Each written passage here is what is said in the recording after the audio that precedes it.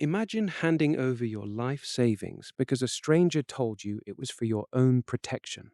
It is a terrifying reality, but the most dangerous scams don't start with a gun, they start with a promise. Tier 1 is the street level hustle. This is the three-card monte on a New York sidewalk or the classic shell game. It relies on speed, distraction, and the oldest trick in the book, the greed of the mark. These scams are small, personal, and usually over in under a minute. They aren't trying to bankrupt you, they are trying to take your lunch money. They survive because they operate in the grey areas of tourist traps where the police are too busy to care about 50 bucks. Step up to Tier 2 and you enter the digital front lines, phishing and social engineering. This is the Nigerian prince email that never actually died, just evolved. According to the FBI's Internet Crime Complaint Center, Americans lost over $12 billion to internet crimes in 2023 alone. These scammers don't need to be in your city. They just need you to click one link. They use psychological pressure, pretending to be your bank, the IRS, or a loved one in trouble. It's a numbers game. If they send 10 million emails and get a response from just 1/10 of 1%, they walk away with a fortune while sitting in an internet cafe thousands of miles away. Tier 3 is the world of affinity fraud. This is where it gets personal. It isn't a random hacker, it's your neighbor, your pastor, or your financial advisor. These scammers exploit the strongest bond in human society, trust. They target tight knit communities, church groups, elderly associations, or immigrant populations. A prime example is the classic Ponzi scheme. By using new investors' money to pay off the old ones, the scammer creates an illusion of legitimacy. Because the victim trusts the person recruiting them, they never look at the balance sheet. They don't see the house of cards until the wind blows. Moving into Tier 4, we reach the realm of corporate deception and regulatory capture. Think of the Enron scandal of 2001. Enron wasn't a small-time crook. It was the seventh largest company in the United States.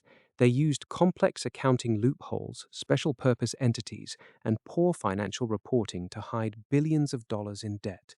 They faked their profits so convincingly that stock prices soared while the company was rotting from the inside. When it finally collapsed, thousands of employees lost their pensions and shareholders lost $74 billion.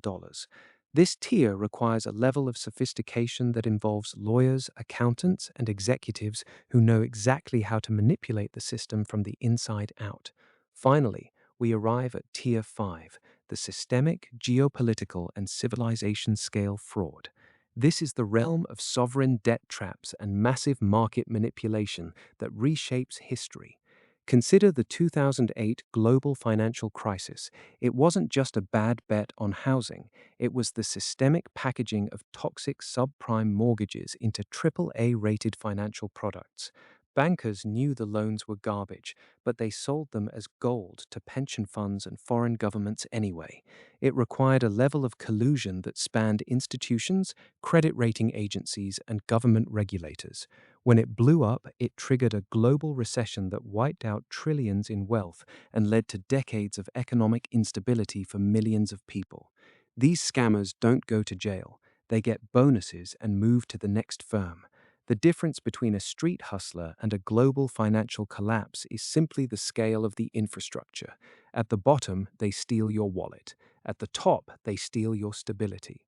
The methods change, but the core engine remains identical, the exploitation of human blind spots. We are wired to believe in patterns, we are wired to trust our peers, and we are wired to hope for a shortcut to wealth. The scammers know this. They know that as long as there is a system, there is a way to hack it. They know that greed is a constant and that fear is a powerful motivator. But the most important thing they know is that people rarely question the structure of a system if they believe they are winning within it. We like to think we are too smart to be fooled by a shell game or a fake email. But every time we ignore the fine print, trust a source just because it looks official, or bet on a trend because everyone else is doing it, we are playing a version of the same game. The question isn't whether you will be targeted by a scam. That is a certainty. The real question is, at which tier will you stop being a participant and start being the mark?